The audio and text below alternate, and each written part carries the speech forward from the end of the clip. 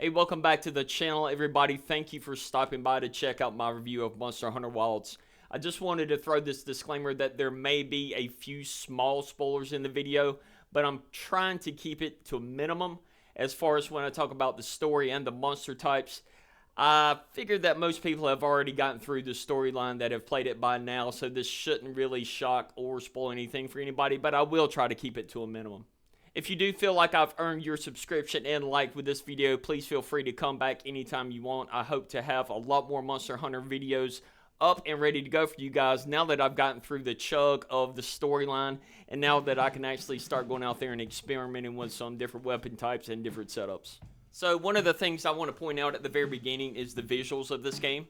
Some of the areas absolutely blew me away, especially in some of the later stages of the game. I was blown away with the vertical movement of some of the stages. It made them feel a lot bigger than they were when I would have to chase a monster on auto run and I was just going up and down what seemed like hundreds of feet drops.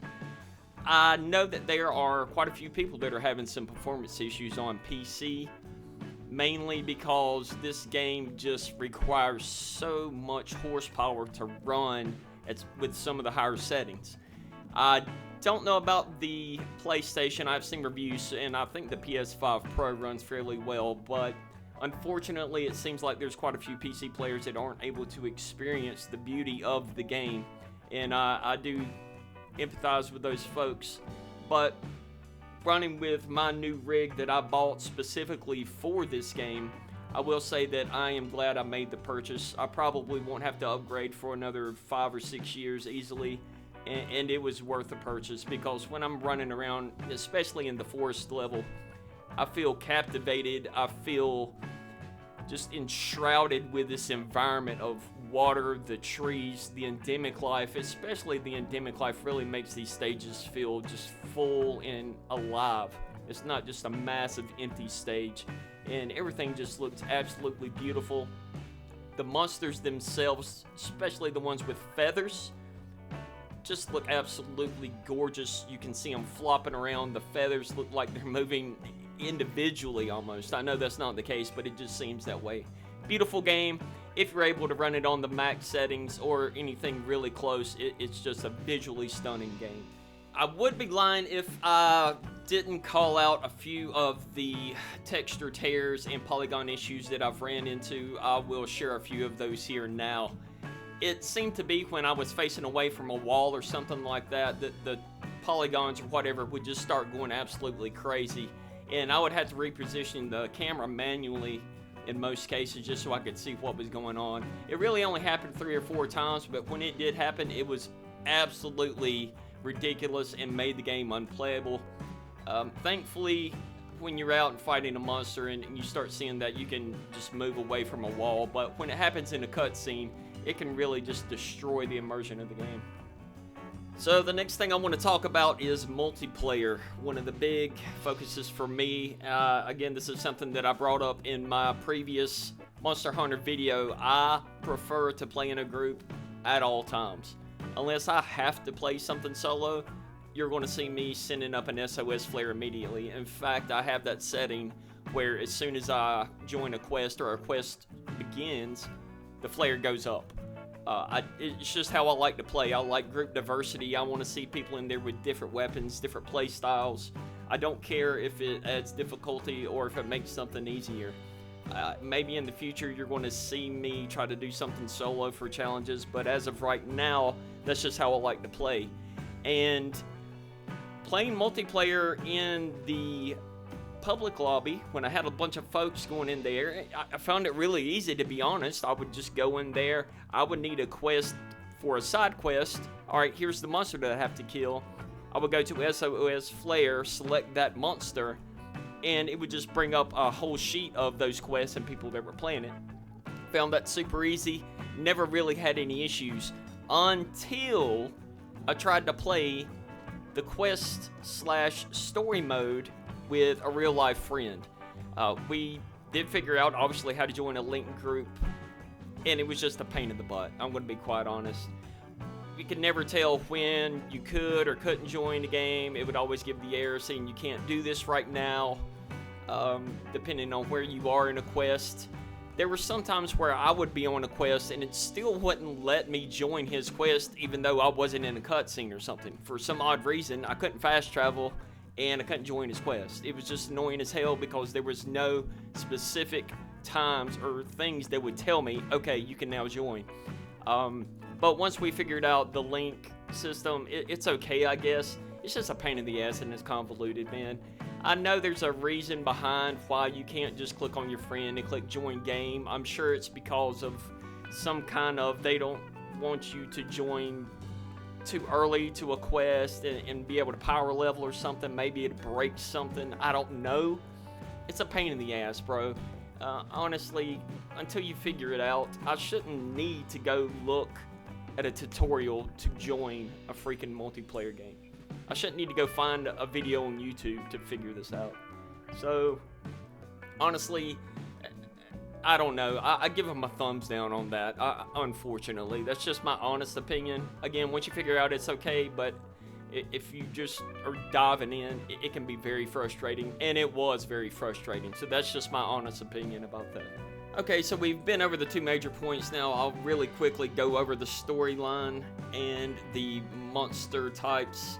The storyline didn't do much for me. It was okay. I found myself able to watch it and not skip through every single cutscene. It didn't bother me to sit through them, but it really didn't captivate me. And we all know that's not really what Monster Hunter is for. It's all about making your build and stacking your weapons and stuff like that and speed runs. It's not about the story, but it was okay.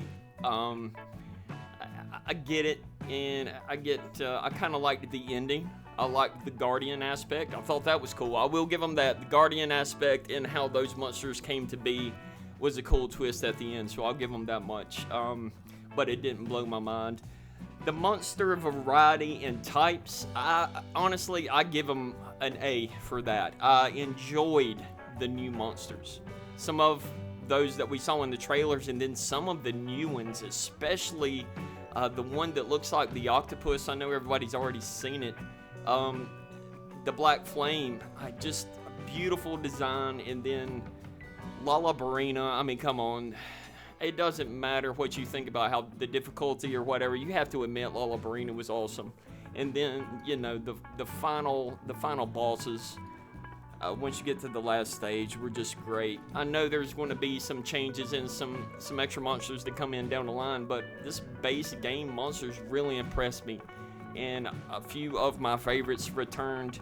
So all in all, I am satisfied completely with that. Hopefully we'll see Devil Ho come back, and Devil Joe, I call him Devil Ho, it is what it is. Hopefully we'll see him make a return sooner rather than later. But yeah, that was awesome. One last thing before I wrap up, I had to mention this, is the mount and just the way that you're able to utilize the Sacred in battle. That has to be, honestly, I didn't think it was going to be that big of a deal, but it has to be probably my top two, or it is the top two. The top edition that I like the most is the NPCs with the flare, but the second has to be the Sacred Travel. I don't know if you guys can tell through the gameplay that I posted and that you're watching, but almost every single time I get knocked down using the gun lance, I'm immediately calling my Sacred to pick me up. Anytime I use a heal pot, maybe 90% of the time I use a health potion or any kind of potion, I'm riding on my Sacred. I'm calling the Sacred. It's too convenient. It adds so much more mobility. And I don't really see a lot of people utilizing this Sacred like that in battle when I'm playing with other people. So maybe it's just me. But I'm telling you, if you're going to play in a match with me, you're going to see me riding around. And until I mount it, I'm right back on my Sacred. I'm jumping off. I'm trying to mount the monster. I'm trying to hit it in the top of the head. It adds so much more variety to the fights, so much more mobility. And when you're playing with a slow weapon like the gun lance, I don't want to have to sit there and wait for the recovery and to roll around, especially when I'm getting blasted. I'm calling that Sacred immediately. He's scooping me up with his nose, and we're off. I'm able to get out of harm's way. Wonderful addition to the game. Awesome. So that's going to be it, guys. I want to wrap it up there because I'm sure you've seen at least 100 different videos from every single content creator on YouTube about this game. If you did stick around and check out the whole video, I do appreciate it once again. My final review for Monster Hunter Wilds is I freaking love this game. I loved Worlds, and this is just the cherry on the top of Monster Hunter universe. I love everything about it. I love the returning monsters. I love how all the weapons feel. I love all of the additions to the game. There's a few things that need to be ironed out, and hopefully some more optimization comes for folks that have lower end systems. I will say that. But on the whole, this is easily a 9 out of 10 in my book. I'm a little biased because, like I said, I love this game. I purchased a brand new PC just to play this game on max settings. It's everything that I wanted it to be, and I'm absolutely going to be putting hundreds of hours into this game. I'm going to be doing so much as far as making builds, customizations, sets, all that good stuff. I just can't wait to spend the spring and summer with all the new content. I hope you guys enjoyed the video, and if you do see me out in the world, you see Zosima, feel free to join the group and say, hey, what's up? Maybe I'll be streaming and create some content with you. And I'm going to be doing some Help a Bro videos where I'm just going to jump in and help some folks out with quests once I get my character level up. All that good stuff. If I do see you out there, can't wait to party with you, knock out some monsters. Until then, take care, and I'll see you next time.